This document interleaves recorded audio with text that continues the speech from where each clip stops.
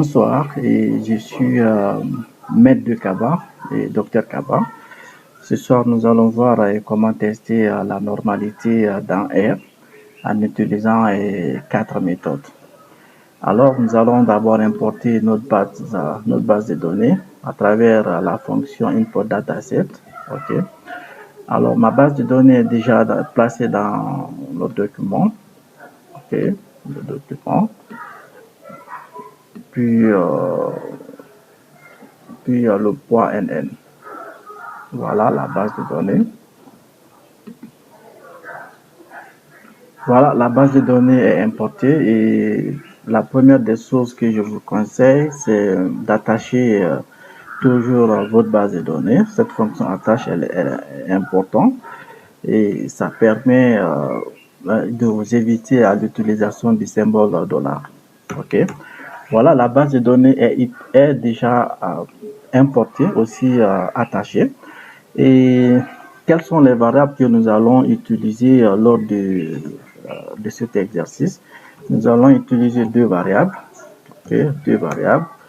Pn et PMC, c'est-à-dire le poids de nouveau-né et le poids de la mère lors du dernier trimestre.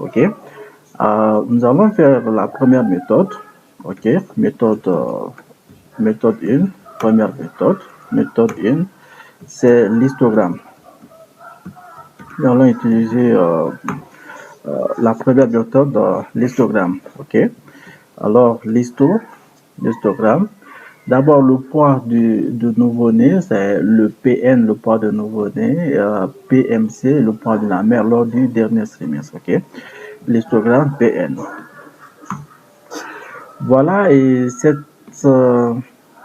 voilà et ce graphique, ce premier graphique. Donc là, si nous voyons ce premier graphique, nous allons voir que c'est à peu près, ça prend à peu près la forme d'une cloche. Voilà, à peu près la forme d'une cloche. Alors on peut dire la distribution du poids du nouveau-né, elle est normale. Donc la distribution est normale. Je vais voir la deuxième variable, PMC. PMC. Voilà l'histogramme. Et si nous remarquons PMC et la distribution, c'est-à-dire l'ensemble des barres ne se situe pas sur la cloche. Ça ne prend pas la forme d'une cloche. Tandis que le premier histogramme, le premier graphique, tandis que le premier graphique prend la forme d'une cloche. Voilà. Alors, si nous prenons la première méthode, nous allons dire que en se basant sur cette première méthode, et l'histogramme et la distribution du PN, le poids de nouveau-né, est normal. On va prendre la deuxième méthode. Méthode 2. La méthode 2, c'est QQplot. QQplot. Et nous allons utiliser les mêmes variables, en utilisant QQplot. Je prends QQnorm, QQnorm, PN, PN. Après, voilà, et ça c'est la deuxième méthode, PN, c'est-à-dire le poids de nouveau-né, amène égale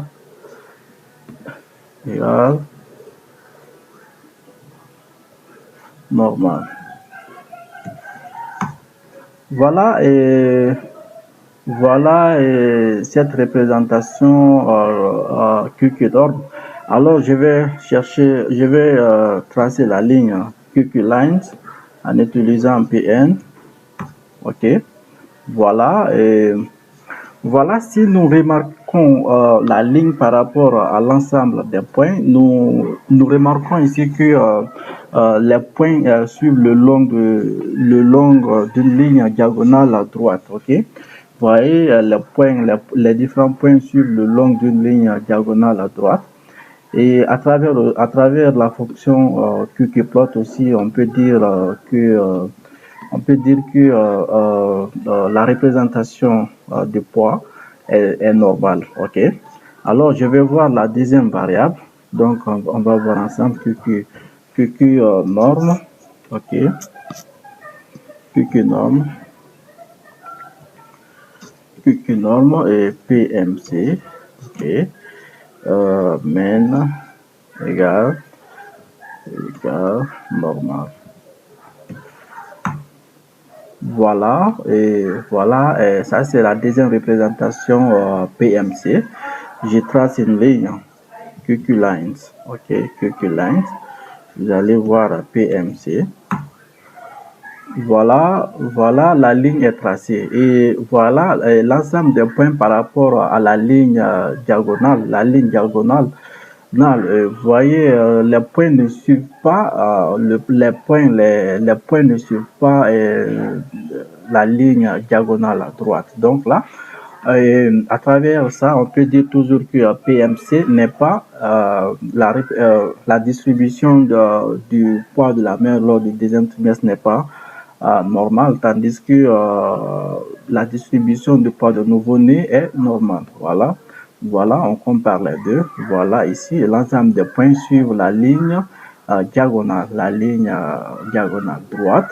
Et tandis que la deuxième représentation PMC, voilà, et la ligne diagonale est là, voilà les différents points ne suivent pas. Alors, ça c'est la deuxième méthode, ok. On va voir la troisième méthode, méthode 3. La troisième méthode 3, c'est quoi cette méthode 3? Ok.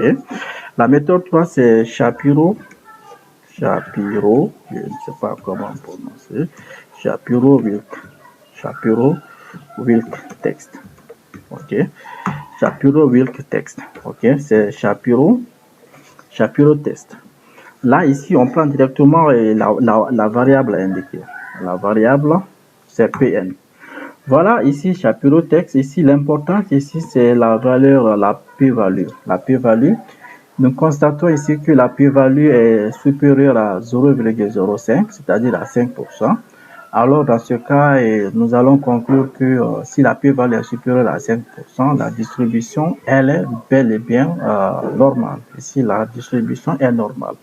Si la p-value est inférieure à 5%, donc on va voir la deuxième méthode et on va voir la deuxième variable, Shapiro test, ok, la PMC.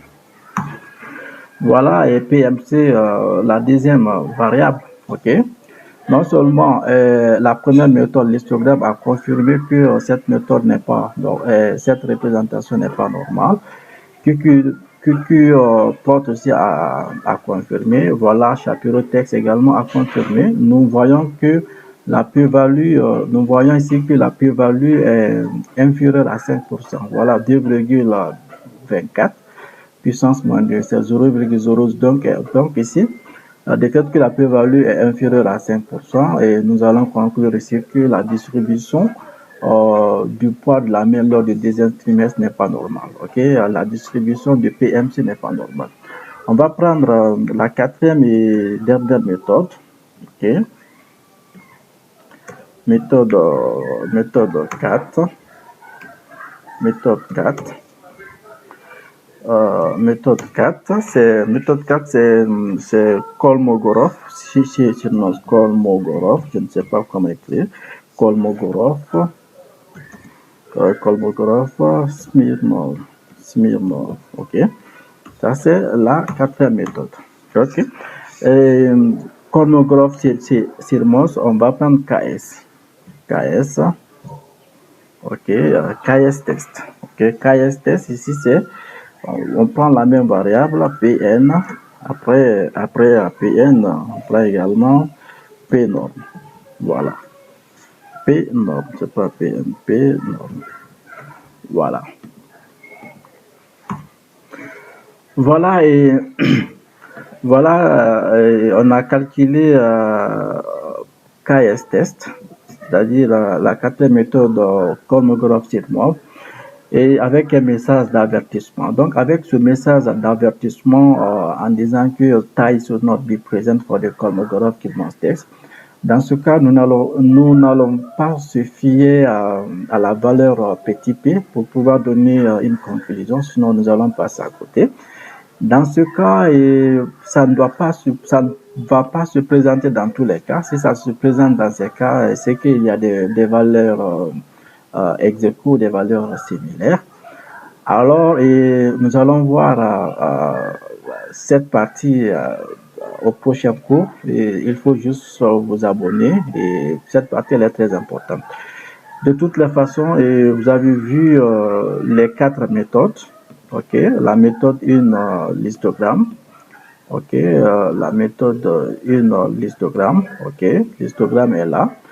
Et à travers l'histogramme, donc le poids du nouveau-né, on voit ici que ça suit à la forme d'une cloche, et tandis que la deuxième représentation ne suit pas la forme d'une cloche. Ok, donc le graphique qui suit la forme d'une cloche est normal. On conclut à ce niveau que la distribution est normale. La deuxième méthode, c'est la fonction qqplot. OK, qqplot normal.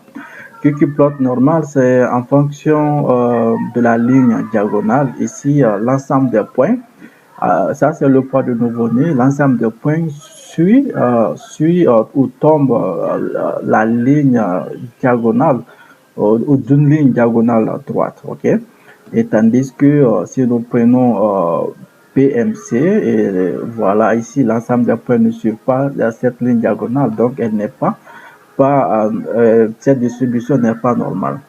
La troisième méthode, c'est Shapiro-Wilk-Text. OK, si nous prenons la première variable Pn, le poids de nouveau-né, nous avons ici que la p-value est supérieure à 5%. Ceci indique que la distribution du poids de nouveau-né est normale. Et si nous prenons le poids de la mère lors du deuxième trimestre PMC, nous voyons ici que la p-value est largement inférieure à 5%, 10 puissance moins 4. On peut conclure à ce niveau que la distribution du poids de la mère lors du deuxième trimestre n'est pas normale. Donc, cette distribution n'est pas normale. La quatrième méthode, c'est Kolmogorov-Sirmov. Là, et si toutefois que ce message d'avertissement n'apparaît pas lors de vos calculs, donc il n'y a pas de problème. Vous allez juste se baser sur la fonction, sur la valeur p-value. Si la valeur p-value est supérieure à 5%, ça veut dire que la distribution est normale. Si la valeur p-value est inférieure à 5%, ça veut dire que la distribution n'est pas normale. La distribution n'est pas normale.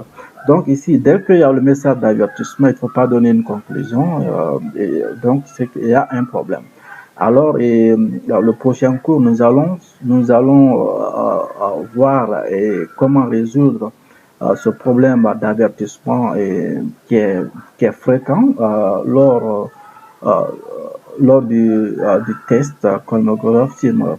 Donc, il faut juste vous abonner et voir la suite. Merci et bonne soirée et à plus tôt. Abonnez-vous. Merci.